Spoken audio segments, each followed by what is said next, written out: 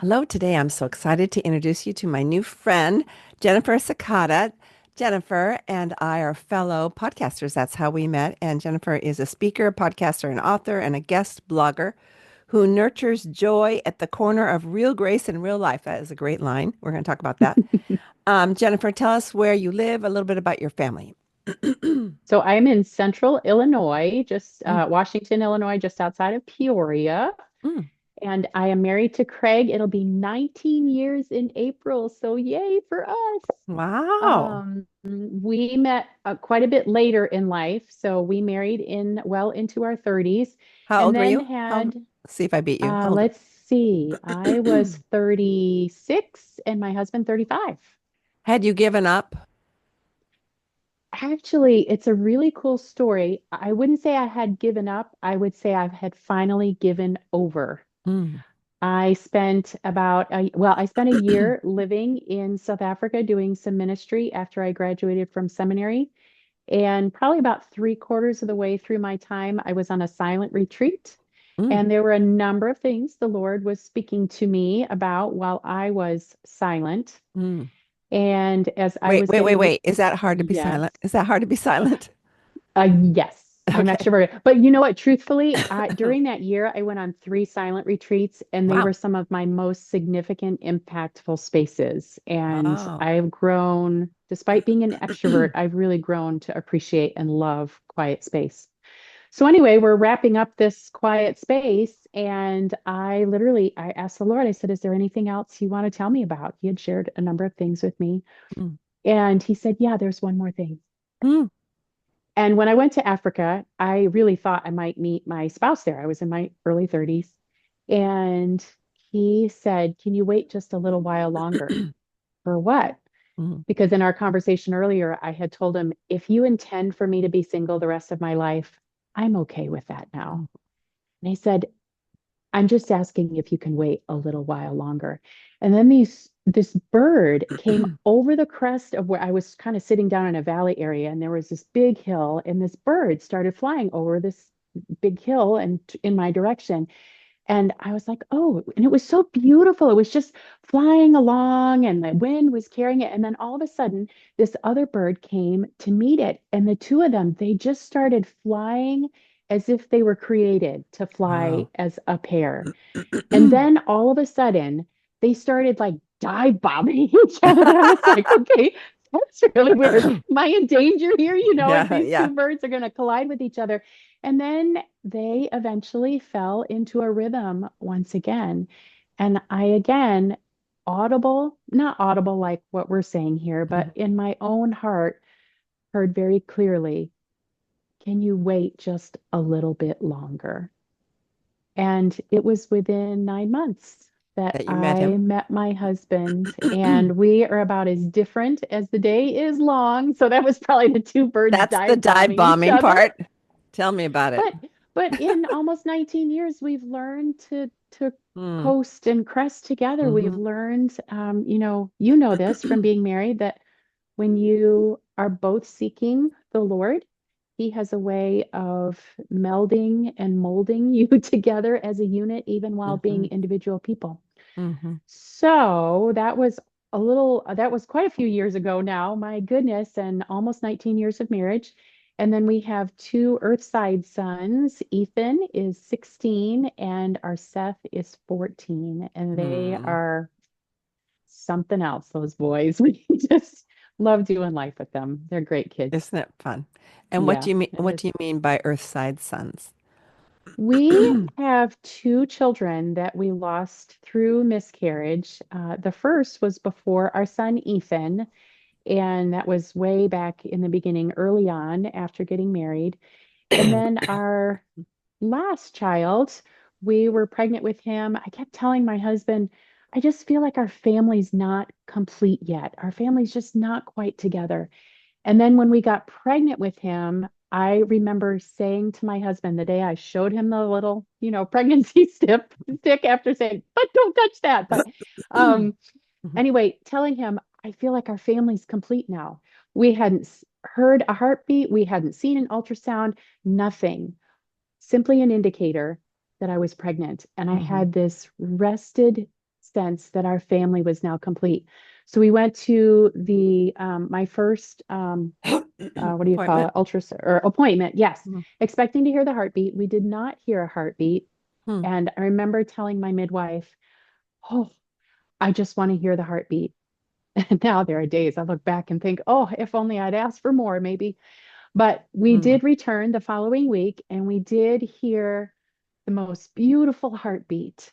Wow. But because I had already birthed two live children and been pregnant before, I was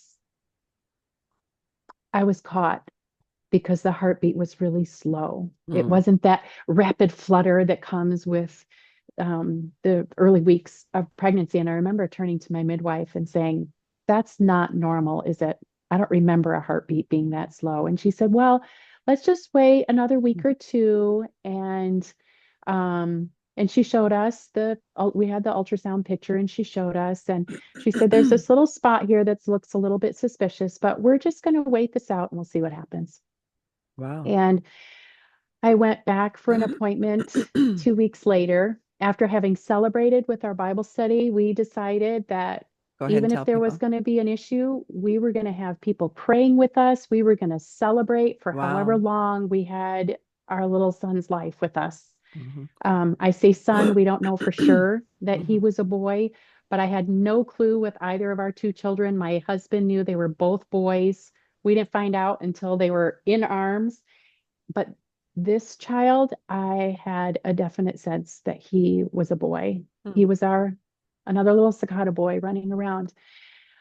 So I went to my Wow. appointment 2 weeks later, already knowing that he had already made his way to Hmm. Jesus. Hmm. So I was probably about 10 or 11 weeks along. So not super far weeks along, but he never measured more than about 6 or 7 weeks.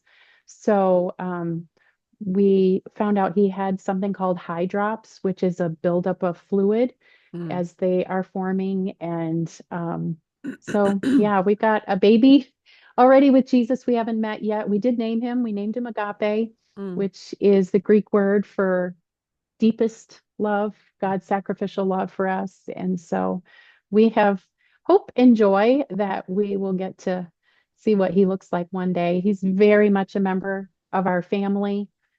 Agape had a birth song as I was Hmm. driving to that appointment, just like our boys had a birth song. Hmm. When it plays on the radio, it's Open Up the Heavens by Meredith Andrews. And it's incredible Hmm. because every time we hear that song, we all stop.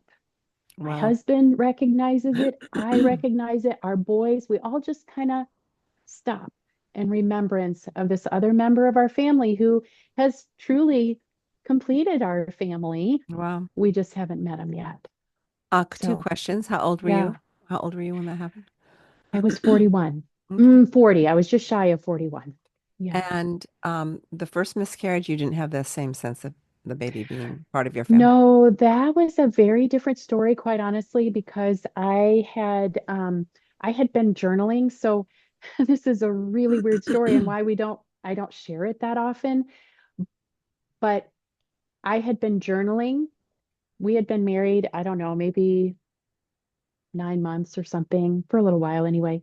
And I had been journaling and I had this overwhelming sense that I was pregnant. But in my journal, I wrote, "Could it be, Lord, that I am with child?" I went back to my journal later and those were the words that I had written. And I had this strong sense that yes, I was. Hmm. I had missed my cycle just a little bit, but not, I was a pastor at the time. There was a lot going on, so I wasn't running out to go get a test or anything like that. Later that day, one of my parishioners came in and said, "I had the strangest dream about you last night."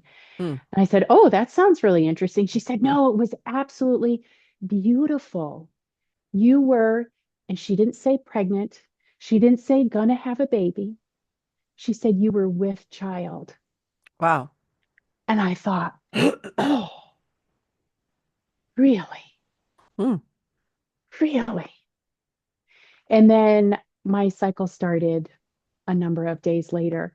So I believe that I was Oh, pregnant with oh, I another little see. one, But we never had, if you will, the evidence of a sonogram or an ultrasound or those kinds of things.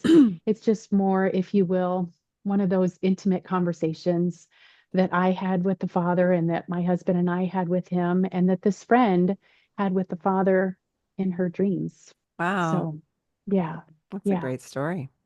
yeah, it's pretty cool. You say, and I already read it, that you nurture joy at the corner of real Mm. life and real grace. When have you been stopped in your tracks by God's grace in your own life?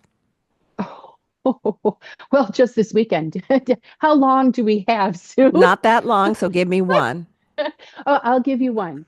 So I was able to lead a couples retreat this weekend. The name of the retreat was "What's Love Got to Do with It?" There were Cute. four of us who were scheduled to speak, and I have a number of other talks and retreats that I'm also preparing. And at the same time, we have some incredibly difficult circumstances with extended family, some Ah, having to do with my mom and other family members, long time issues since growing up. And some of those things have literally come to a head in the last number of weeks. And it's been wow. incredibly distracting and very difficult, lots of trauma, lots of fallout for everybody. Wow. And so that is happening while I'm trying to prepare for this It, couples isn't retreat. that the way things go? You know Pretty why? much. It's so God Mm, shows up. it is. And literally on Friday night, I was flat out on my bed with my husband, and I said, I just need you to pray because I feel so unwell and so ill-equipped Hmm.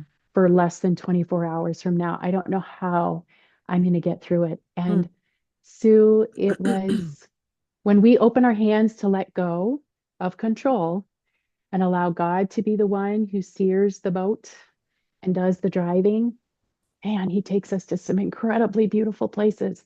Now, there's still issues and things that we need to deal with. Sure. But the reality is, along the way on Saturday, that couples retreat, it was just what it needed to be. There were so many people who came to me afterwards and said, Jennifer, I needed to hear exactly Hmm. what the Lord spoke through you. I couldn't have done that on my own. No. That was God's grace, God's 100% unmerited, undeserved, blow you away grace. Think what God expects of us, Jennifer, since we've known him a while. Just a few years. Yeah. Is that we would remember that the next time we're flat out on our backs. Yes, you're And so it's, right. I think it's okay to go ahead um and cry out to God. That's where he wants us. Mm, But also to quickly remember, oh yeah, I was flat out 2 weeks ago or 2 years ago, and look mhm, what God did with that. So that we don't, because we're both speakers, we don't take credit for any spiritual mm, work. Someone just said mhm. to me, "Don't try to baptize that boy before he's ready." I go, "Honey, I don't baptize a person. It would not take. If I did any baptizing, it would not take." Oh my goodness. Mm, You say that mm. you help busy women who are overwhelmed with doing more. Explain that. Explain that. And then I have another follow-up question. Remind me that I have a follow-up question. Sure, no problem. Well, if we spend any more than 10 minutes together, then you know that I am a full-plated person. Mm, Some of that comes from having grown up in a highly dysfunctional, addicted home. I am not addicted to alcohol like my mother was and is recently coming out of, but I am very much addicted to production and to mm, performance and to perfectionism and getting everything right. And part of the fallout of that is being an incredibly busy person. mm. And sometimes that's a good thing because I do accomplish a lot of things. God has equipped me with a lot of skill and a lot of opportunity and ability to be able to move in a lot of directions with a Yeah. lot of different Yeah. people. Mhm. However, when I slip into performance, perfection, and production, it becomes incredibly overwhelming. And I do a little bit of this and a little bit of that and a little of this and a little of that. And multitasking truthfully, it doesn't serve anyone Hmm. well. And Someone those told are me, the yeah, spaces. Yeah, go ahead. someone told me once that multitasking is overrated. And it was a woman who told me that. And I thought, wait a minute, I'm Hmm. kind of proud of the fact that I can, put on four-course Hmm. dinner and people are walking in Hmm. the door and nothing is burned. And at the same time, I'm navigating all these relationships. And yet things do get burned. And that's not necessarily the food. That is exactly right, Sue. And that's the difference between busy, if you will, with a purpose, or being active and moving with a purpose to serve God and the people around you, or being busy to prove your worth Hmm. or to prove your identity or to tell people that you're really good at something rather Hmm. than really pointing back to the Lord. You God has, mentioned something go ahead. earlier, and it made me think. I'm trying to remember what you said, but it brought to mind that passage from Second Corinthians chapter 4, verses 7 and 8, which have been life verses for me, that Paul describes us as these earthen vessels with the treasure of Jesus inside. And Hmm. then the next verse talks about how we are pressed on every side and we are pushed in every verb you can think of for trying to be taken down and broken. But the purpose of all of that is for the light of Jesus to shine through us. And so when my activity, my busyness is in the Lord's direction with his blessing, with rest along the way with this busyness, well, then God's glory shines. But when it is my production, my perfection, and my pursuit of all the things I think I have to do, well, then it's just a cracked and broken mess and not really bringing glory to anybody. I remember telling my mentor years ago that my platter was, I didn't have a plate. I had a platter and it was Mm, full, and yeah. important things were dropping off the edge. Not Hmm. just, oh, this I can get away with. Hmm. So Hmm. that's when we know we're doing too much. The woman listening today might say, well, wait a minute, I have to do all these things. I think what Mm, we're talking about is the why behind it. They always say the big why behind anything we do makes all the difference. And so even the Christian minister, like we might say we are, can say, well, we're doing it for God's glory, so it's okay that we're wrecked. No, it's not mm, okay mm, that we're wrecked. I went on a 3-day retreat by myself, and my husband kept saying, well, what are you doing? I go, not a lot. We're having smart. leftovers, and I'm not going to spend money on a hotel, so I'll come back because I like my own bed and my own pillow, and I like you. Mm, But and then as soon as I got that's good. done, I told Mm, my mentor said this. So when are you going to go on the next one? I thought, oh my gosh, I'm still getting over the guilt of going on this one. So I think I've only gone on two, but I mm-hmm, think it's time I go on another, Jennifer, just from talking to you. My mm-hmm. follow-up question, because I do have it written down, is somewhere here. Is busy a dirty word or a badge of honor? Oh, that is a great question. I made it up. It depends. It really depends. So Yes. interesting that we're focusing on this word busy. At the retreat, the couples retreat this weekend, one of the speakers made a comment that caught my attention. He said the difference between busyness and business is the why.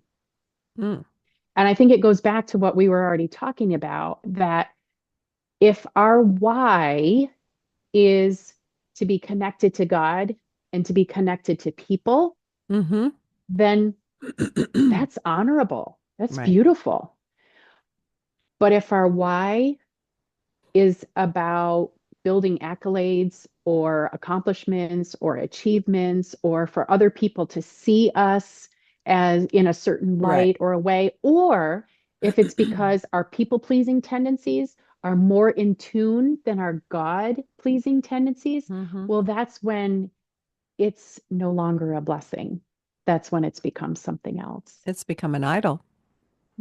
Our Yes. busyness can Hmm. become an idol. I think Hmm. we can get worn out for Jesus. And um, one thing, though, I was with Wycliffe Bible Translators, a missionary group, for a while, and I remember, we're always into, well, does this fit your personality? So you should Mm, do this. And he goes, wait a minute. There's so many. He's a seasoned missionary. He said, there's so mm, many jobs on the mission field. You don't feel like doing it. You do it anyway. Well, That's what a mother does. You don't feel like doing. I wasn't a mother at the time, and I said, "That's right. We do it out of Yeah. self-denial because God has called Mm. us to.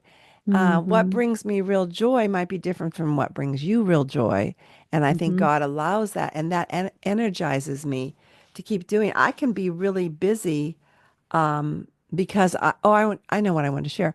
I had a friend tell me, a pastor's wife who was a friend, told me once, Sue, you have a bigger capacity for busy than most people I know. And I Hmm. had never compared myself with other people with that. I just Hmm. did my thing. Yeah. And she didn't. But I was not Mm. holding judgment over her. She was just Hmm. saying, this is who I am. I have to not do that much or Hmm. it hurts my health or whatever it was she was talking about.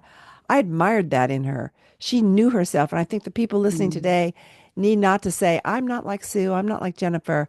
I'm who God has made me. Get to know Hmm. yourself, folks. Get to know yourself Hmm. and claim it, embrace it, and then claim God's strength when you've run out of strength. Because we are called, like that missionary said, we are called to go beyond our strength. Why? To show God off like what Hmm. happened with you in that retreat last weekend, not ourselves. And Hmm. and even the things I think, Jennifer, because we're older, well, I'm much older than you, but because we've accomplished some things and been successful in some ways, and we know ourselves a little bit, we might rest on our accolades without realizing it for the next dinner Mm. party or for the next speaking engagement for you or for the next podcast where we go, we forget, oh, checking in with God. God bless it, rather than he wanted us on the bed crying out to him because it reminded him that he's the one who does the real work anyway. Hmm. Hmm. Well, and I think connected to that too, for me, a litmus test of whether my busyness is, if you will, For myself something or God him. is pleased in, right? If my busyness is in a good direction, am I able to stop what I'm doing and am I able to rest? I do agree with your missionary friend that we are called to work beyond ourselves. Mm. I 100% believe that. If that were not the case, we wouldn't need Jesus, right?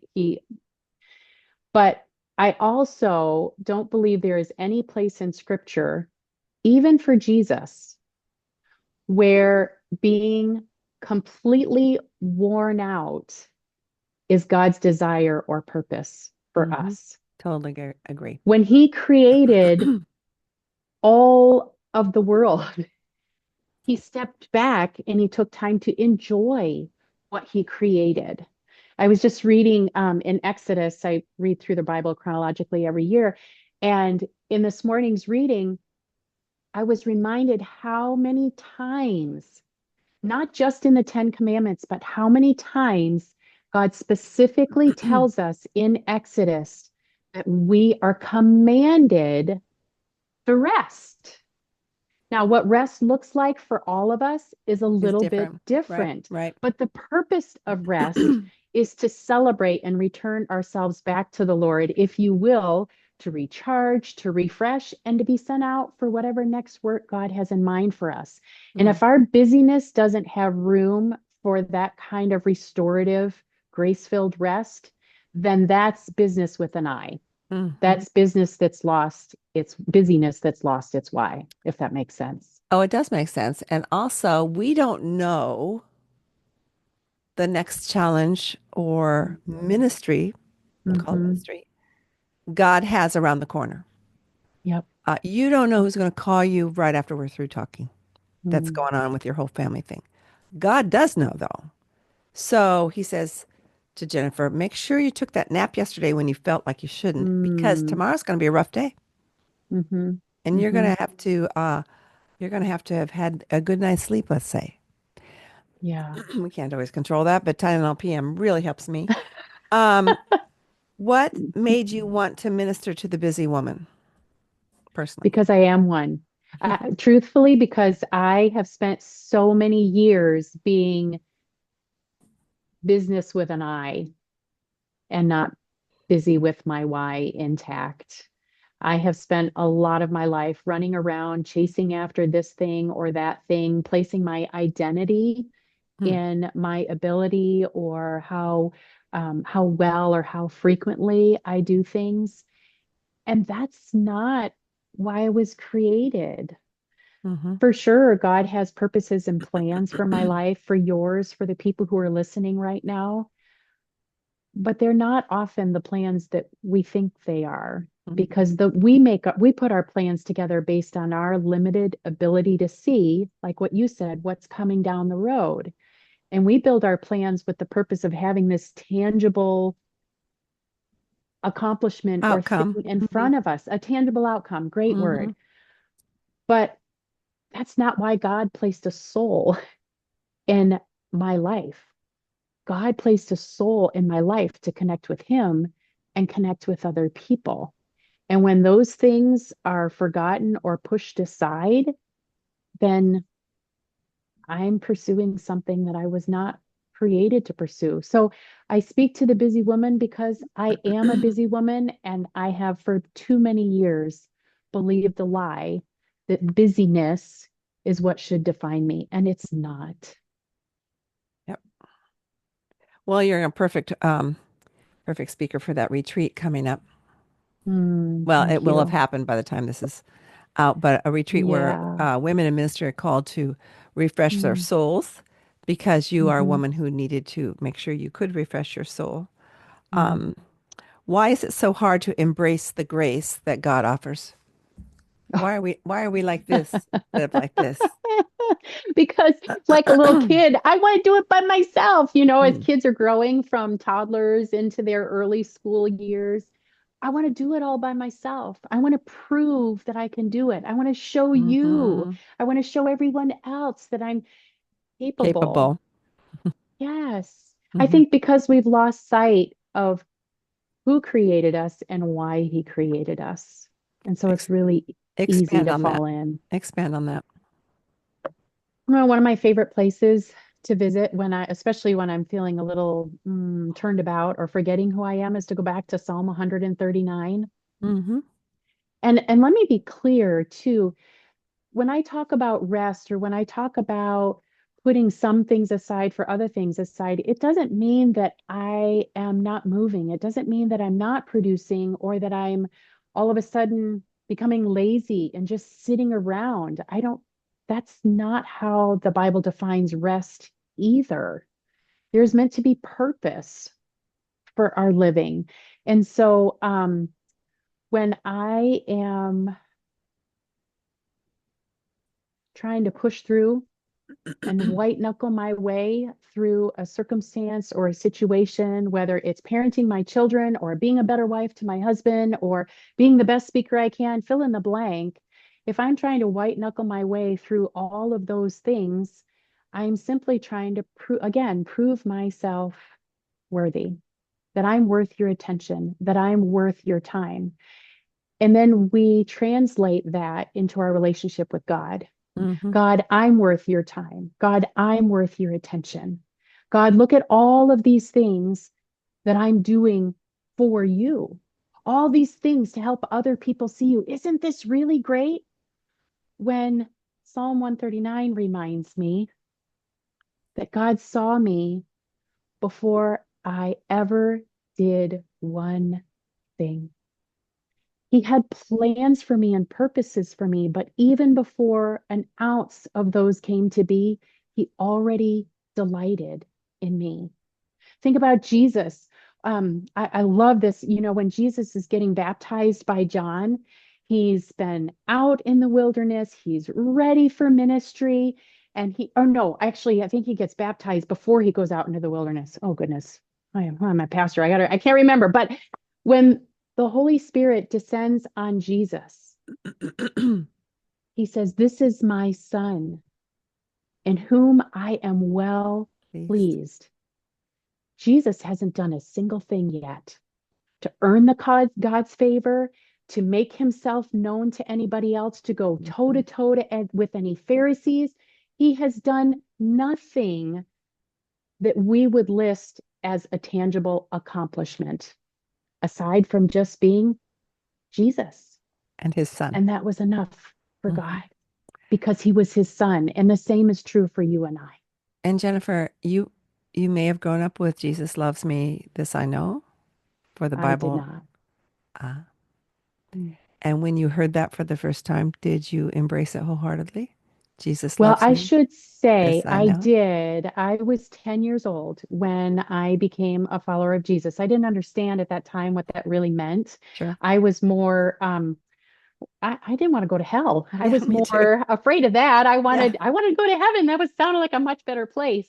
And so at 10 years old, I confessed my sins and I said Prayer. sinner's prayer and if you will, officially became a Christian at that point. So I was young, but I didn't grow up in a home where Jesus was the leader in our home. I was the only one in our family who regularly went to church. I was the only one who, at that time, made a decision to follow Jesus. Hmm. In fact, I remember my mother thinking I would eventually just grow out of this whole Jesus thing. But Jesus became my safe place where Hmm. I didn't have safety at home. The Hmm. more I learned about him, the more people taught me about him, the more I discovered that he was my shelter, that he was my, not just my savior, but my protector. And into my teen years was when I discovered that he not only wanted to be my savior, but he wanted to be my Lord too, which meant that I had to be willing to turn over all these areas of my life to allow him to be the leader and not me to be the one who's in control, me to be the one who is leading my own life. Hmm. Which is something I feel, especially as parents, Mm, we have to continue to surrender. mm, Because any gift God gives us, when someone gives you a gift, our hands, we we close our hands over the gift so that we can hold it, right? We don't want it mm, falling. But mhm. then, you know what it means to live open-handed. Say, Lord, you like you went through with the baby who died, Yes. agape, Hmm. because we don't know what the next day holds. And it's interesting that the Lord spoke to you about your singleness in South Africa. He spoke to me about my singleness, well, he did for years. When I was in Guatemala Mm. and I was walking around this track at night, it was a junior high. Was on a missions group team, and but I was by myself, and the stars got really blurry because I was crying, and I was, Oh. I was saying, Mhm. Lord, my own father doesn't want me to be single, so you're my father. So the dots Mm. connecting the dots means you don't want me to be single, but I knew I was manipulating with him with my own sense of logic, and I was an English major, so logic is really not my forte. Oh. And he let me know as I kept walking around that Mhm. I was not to win this argument, and Mm. that him winning any argument with us gives us such freedom. We just don't like it at the time. Mhm. And the quicker we open our hands, the less painful, I think. Mm.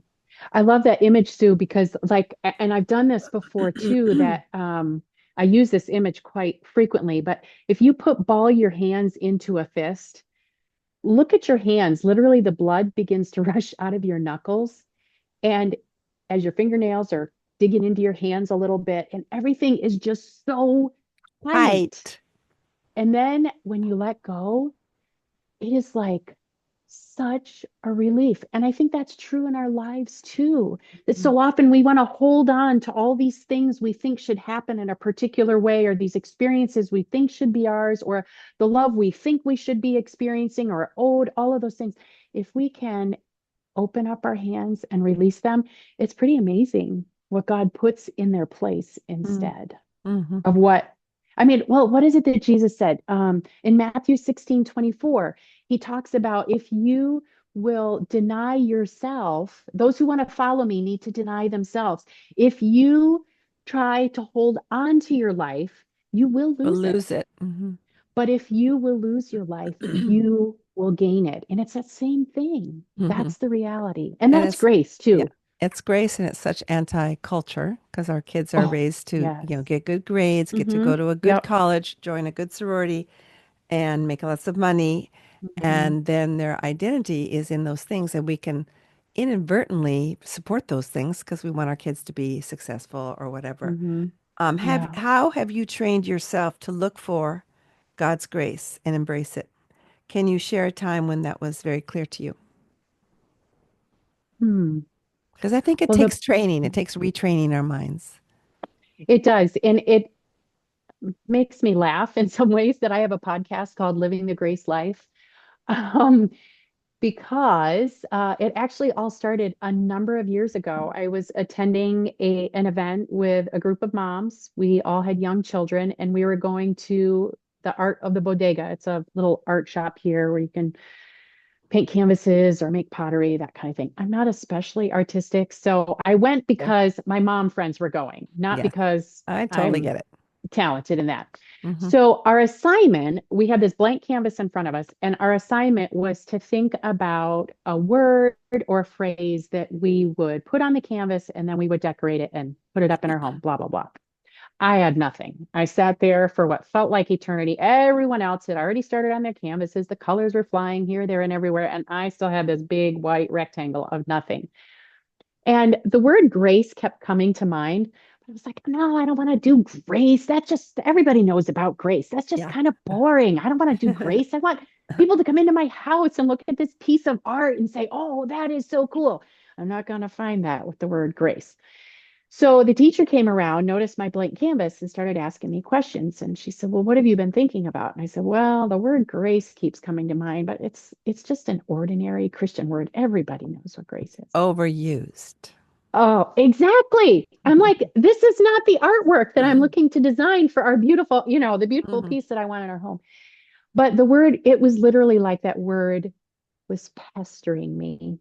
Oh, wow. So I wrote the word grace and I created what was not a masterpiece, but that day was the beginning for me of recognizing that I had built so much of my life on being faithful to God, on getting it right, and expecting everyone else to be faithful and get it right. And Mm. you would think that a woman in her late 30s would have been able to see this more clearly, but I didn't until that day. Mm. That was, goodness, maybe 10 years ago now. And that began this journey of realizing how graceless a life I was living, back to the Mm. busyness in my constant busyness. I Mm. had two young kids and I was involved in everything. Like you, Sue, I have a very high capacity. So I don't feel like it's, fair to make comparison because some of us simply have a higher capacity than others. Mhm. But I was not stewarding my capacity very well. Mm. I was using my capacity to show off me and not to show off Mhm. God. Mhm. And there was a lot of ungrace in that. And so, yeah, fast forward a couple of years after that, I put it in my kitchen, that painting I put in my kitchen because I spent a lot of time in the Yeah. kitchen Yeah. cooking. You love that place too, right?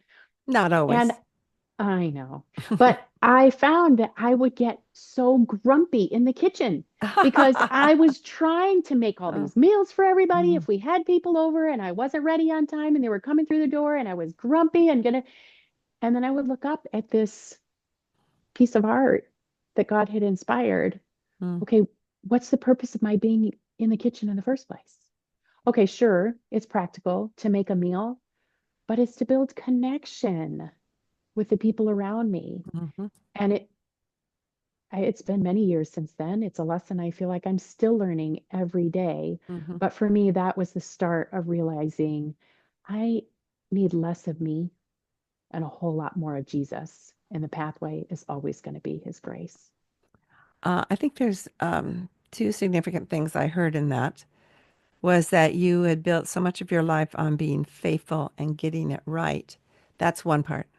But the Mm, second part that gets us into so much trouble, Jennifer, is expecting others to be faithful and getting it right.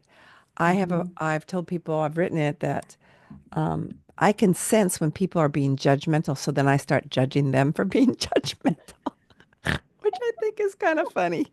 How Not, does that not, work out for you? not right, not great. I And I know, I thought, get it. yeah, I know. And so it's like, well, we've done this, therefore they should Mhm. do that. And I think the epitome of grace is not shoulding anybody Hmm. and not shoulding ourselves. So that would be the anti, you have to be careful how you say that word. But anyway, the whole Yeah. thing is that we offer grace to ourselves, and then we really need to offer grace to our neighbors, or actually our family members could be the hardest ones to offer grace Hmm. to because they Hmm. should know better. And as your kids get older, you'll have to say fewer things and pray more, Hmm. Hmm. because that's Hmm. where I'm at. And it's such a great lesson in trust. That's my word of the year is trust. And I cracked Hmm. myself up because I looked at some old notes and realized that had been my word of the year 3 years ago. So obviously I have a short memory, number one. And Mm. obviously I still need work on it. Kind of That's cracks me up. okay. You're good. Kind of cracks me up. I All have a right. whole podcast on grace, Sue, because I have lots to grow in it. Yes. I am Yes. definitely not arrived.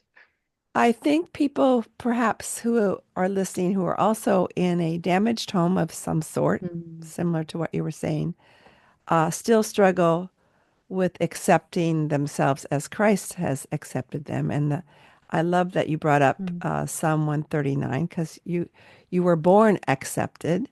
I was Yes. I was readily accepted by my parents, so I have other issues to work on. Mm-hmm. Um, so one does not make you better than the other, but the fact that you suffered makes you a wonderful minister of the gospel of grace. So, with Mm. that, I want to not so much commend you, but affirm you that you are in the right direction, that God Mm. will continue to use you. You don't need me to do this, but I just felt led to. God will continue to use you through the brokenness. You are well spoken. You've got all the dots, all the I's dotted. So the fact that God will continue using your brokenness is such a great thing. And go into this next retreat that you're doing with so much joy and confidence in Him. There's a difference between God confidence and self confidence. And I Mm-hmm. never want to mess that up because Yeah. I'm on a platform often. And and I don't want to mess that up for God's Yeah. sake, that Yeah. Yeah. he's the one who is revealed. Last question before we do the legacy questions. What counsel can you give to the woman who feels inadequate no matter how hard she tries? Oh, I think there are a lot of us who can relate to that. Um, Just hmm. three little tips. Yeah. Well, I think the first goes back to Psalm 139 to remember that God, long before you knew you, God knew you and he dances over you and delights over you. That's that Zephaniah 3:17 passage that the Lord celebrates over you. He Okay. sings and he rejoices over you. So remember that. And then I would also go back to that. And we've talked about a lot of it before, but go back to that open-handed image. I love the story of Hannah back Mhm. in Samuel. Yep. She is a woman who's struggling because she doesn't have what the other wife in the family has. She's having all these children, and Hannah's womb is closed as closed could be. And in her culture, Hannah is told she's unimportant, that she's done something wrong, that she doesn't matter because she can't give her husband an heir. And so she prays and she prays and she prays. And she doesn't get mad at her husband. She doesn't point the finger at him. She doesn't lash out at Penina or Penina. I'm not really sure how to say it, the other wife. She doesn't do any of those things. She prays. And then she goes to the temple, and the preacher there, the pastor, assumes that she's drunk. And instead of getting upset with him, she simply pours her heart out and says, I've been praying. And here's the part of Hannah's story that I want your listeners to hold on to. Yes, God gave Hannah the son she so desperately wanted. And she got to have him for 2 years until he was weaned. And then, after all those months of waiting and getting what she finally longed for, she literally brought her son to the temple that he would serve God the rest of his days. Mhm. And later, the Lord opened her womb to be able to have other children. But what always strikes me about Hannah's story, she had an idea of what her story should look like. It didn't turn out that way. She prayed, she made God a promise, I will give this child to you. And then she held up her end of the commitment. Hmm. She brought Samuel and she let him go. When we're struggling and we feel like things just aren't turning out the way we want them to, we need to step back and ask God, where are you at work here? Because that young boy who Hannah brought to the temple is in the direct lineage of those faithful heroes who were responsible for Jesus coming to be. He pointed God's people to the way of Jesus coming. Hmm. She didn't get to bring that baby back home with her after he was weaned, but it was okay because she could trust that God could take care of the outcome. Hmm. She didn't have to. Yeah, and we can do the So that's same. those open hands. Yeah, Yeah, I think so. but I Yeah, think, well, for me, I have to keep relearning that. Um, me and too. she wouldn't necessarily know that the lineage of Jesus would come through.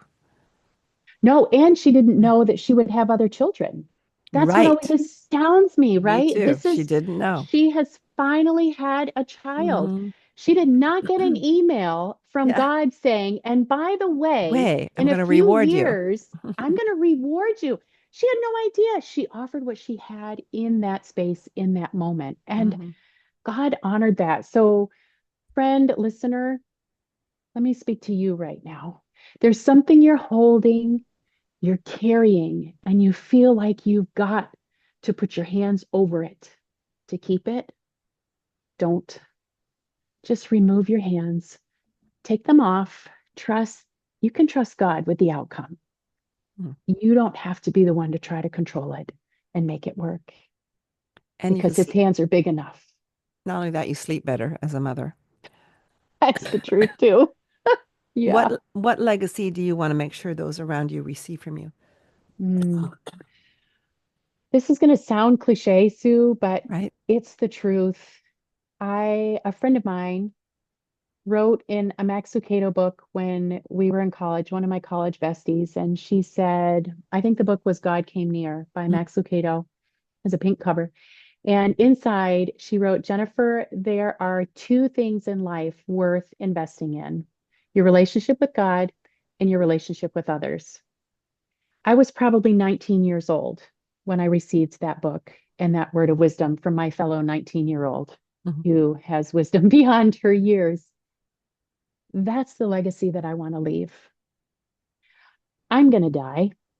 People are going to forget my name. They're going to forget my podcast. They're going to forget the retreats that I've led or the parties that I threw in our home. They're going to forget the Bible studies and all of those ways that I've been able to reach out to people. But what I hope they remember is that when they came into my home, they met Jesus. Mhm. When they listened to my podcast, they were turned in his direction. I think it was Maya Angelou who said, I'm pretty sure this was her. She said, people won't remember everything you say, but they'll remember how Or they how you felt feel. in your presence. Hmm.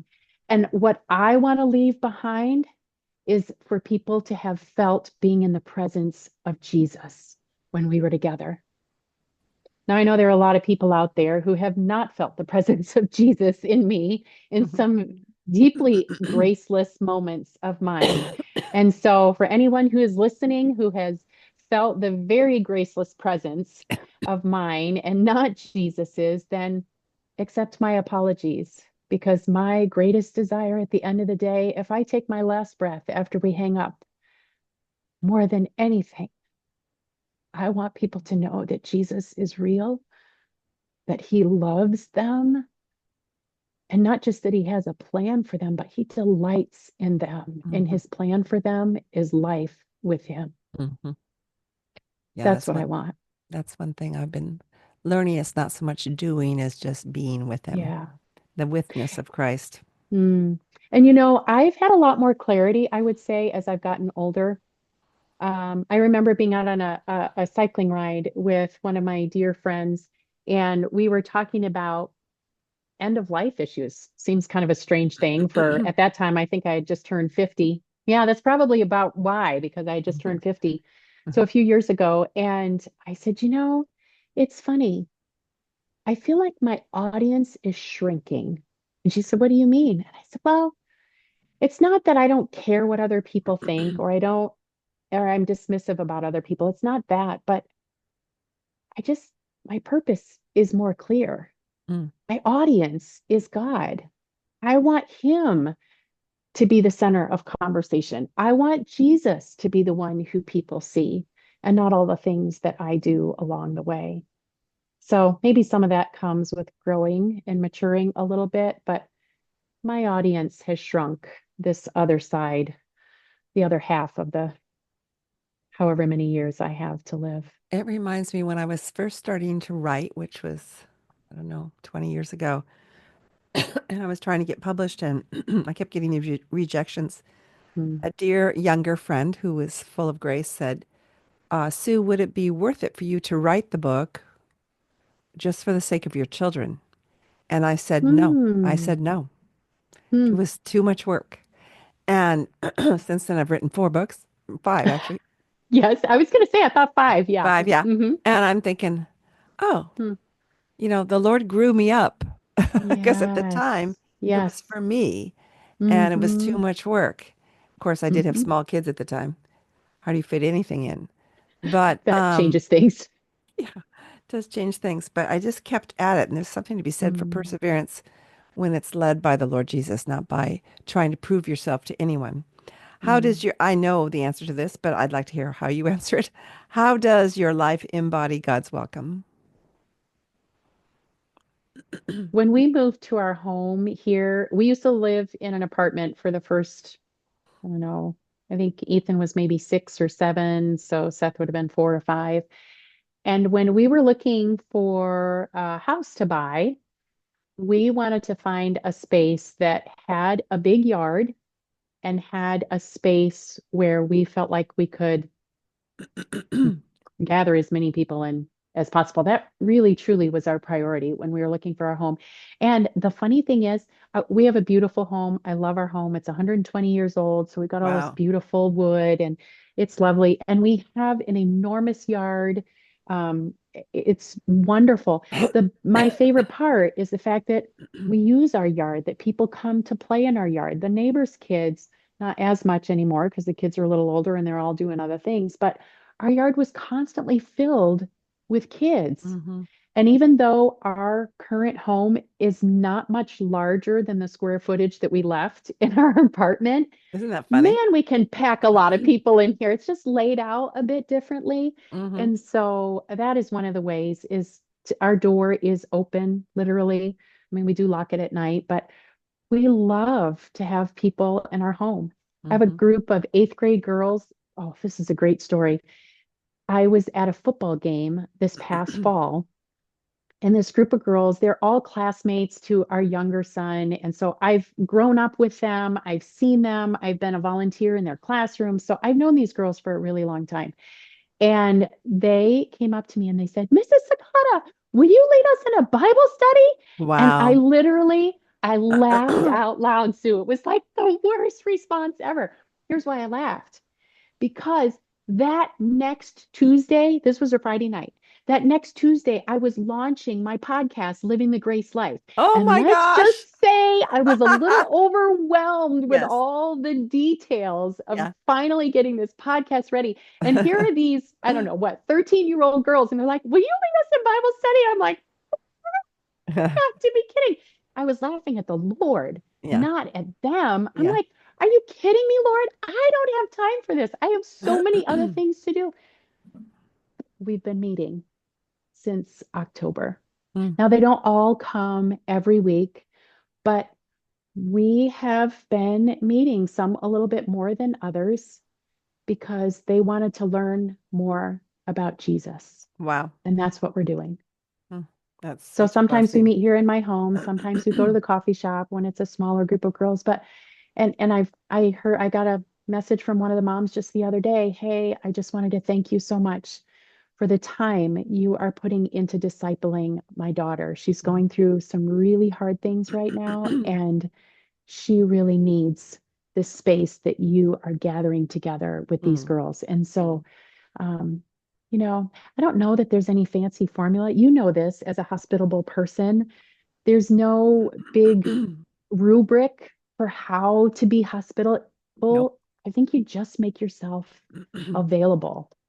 And I think that's where God's grace shows up even more clearly when we will say that yes, that moves us beyond ourselves. Yes. And I love it that they're girls since you only have sons.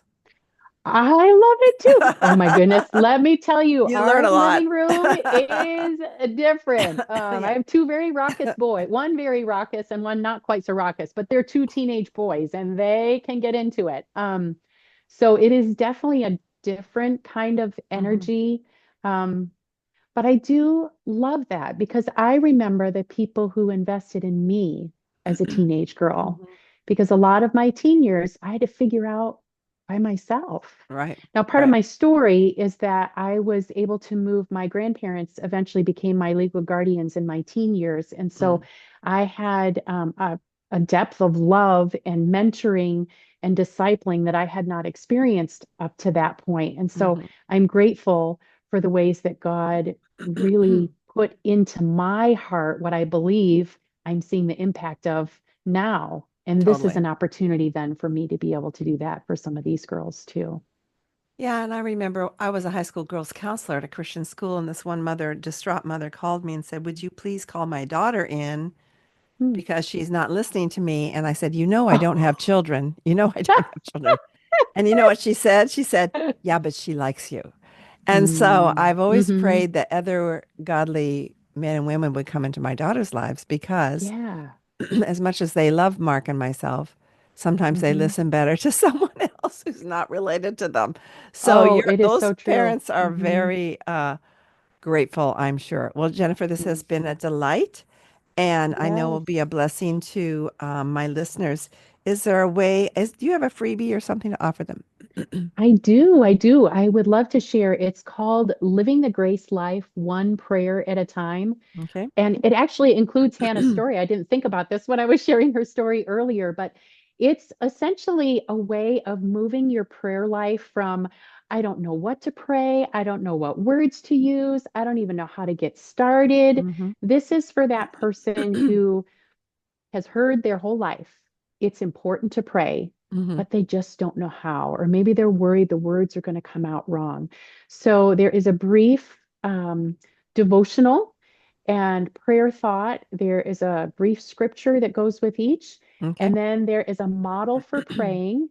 Mm. And then at the end of each chapter, there's what I call a pray it forward challenge, which is a way of making tangible our prayers, extending the reach of our prayers. So it might be writing a note to someone.